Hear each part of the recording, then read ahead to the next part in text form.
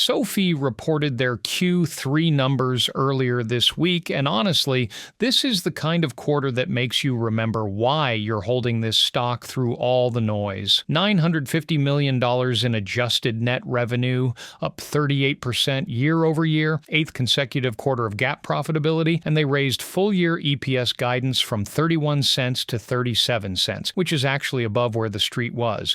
But here's what's really interesting. The revenue mix is shifting exactly the way you want it to shift, and the metrics that indicate long-term defensibility are all moving in the right direction. This isn't just another growth at all costs fintech story anymore. What we're seeing is the flywheel starting to accelerate, and the numbers are proving out the thesis that SoFi can actually be a legitimate one-stop shop financial services platform. Let's talk about fee-based revenue, because this is the heart of the investment case. They did $409 million in fee-based revenue, up 50% year over year, and it now represents 43% of total adjusted net revenue. Why does this matter? Because fee-based revenue is higher margin and capital light compared to lending. When you originate a loan, you need capital, you're taking credit risk, and your margins are constrained by funding costs and competitive dynamics in lending markets. But when you're generating fee revenue from checking accounts, interchange on debit cards, subscription products, investment platform fees, that's recurring, predictable, high-margin revenue that doesn't require you to deploy balance sheet. The fact that this is now 43% of the mix and growing 50% means the business model is evolving from lending company with some other products to financial services platform that also does lending. And within that fee-based bucket, financial services revenue grew 76% to $420 million.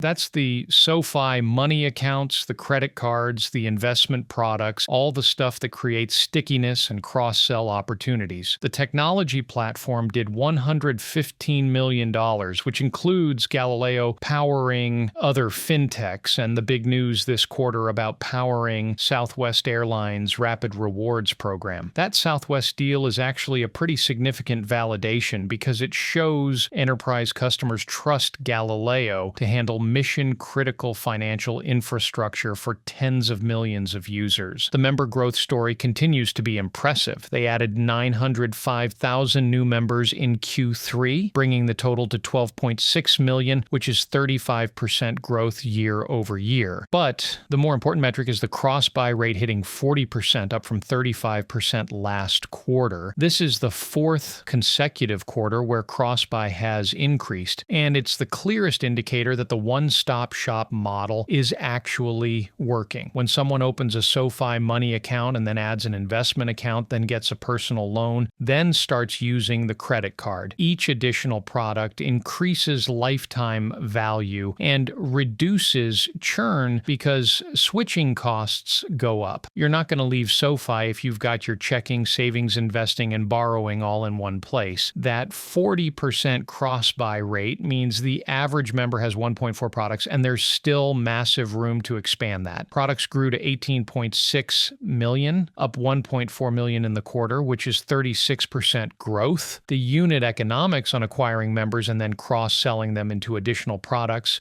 are clearly working, and that's showing up in the profitability numbers. $139 million in GAAP net income with a 14% net income margin. For context, they weren't GAAP profitable at all until Q4 2023, and now they're printing $139 million in a single quarter.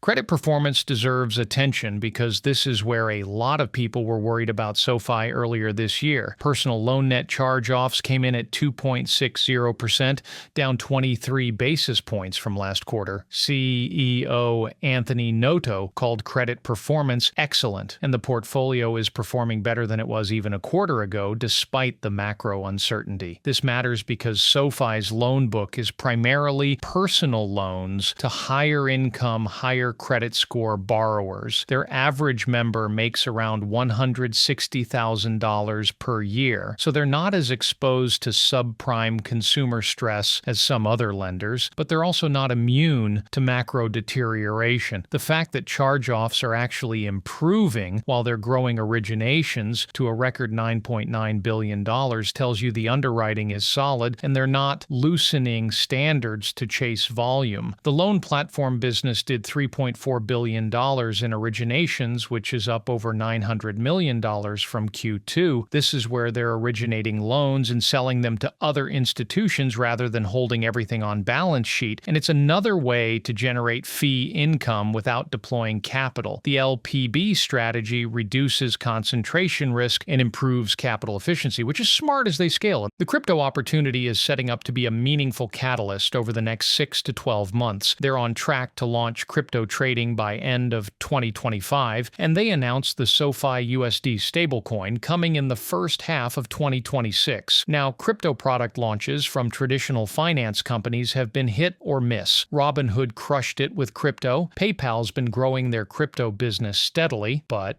others have struggled. SoFi's advantage is their member base skews younger and tech-savvy, which is exactly the demographic that's most interested in crypto. The stablecoin play is particularly interesting because if they can build real utility around it, using it for remittances through SoFi Pay, enabling instant settlement, creating yield products around it, that becomes a moat. Stablecoins are essentially free deposits from a bank's perspective because you're holding the reserves and you can earn the spread on deploying those reserves. Plus, they announced this SoFi Agentic AI ETF and are launching options trading. So they're clearly trying to be the platform where younger investors do everything. The brand awareness hitting a record 9.1% is not a vanity metric. That's unaided brand awareness, meaning people think of SoFi without being prompted. For a company that's competing against 100-year-old banks and trying to become a household name in financial services, that brand momentum matters. The balance sheet is increasingly fortress-like with $33 billion in deposits, up $3.4 billion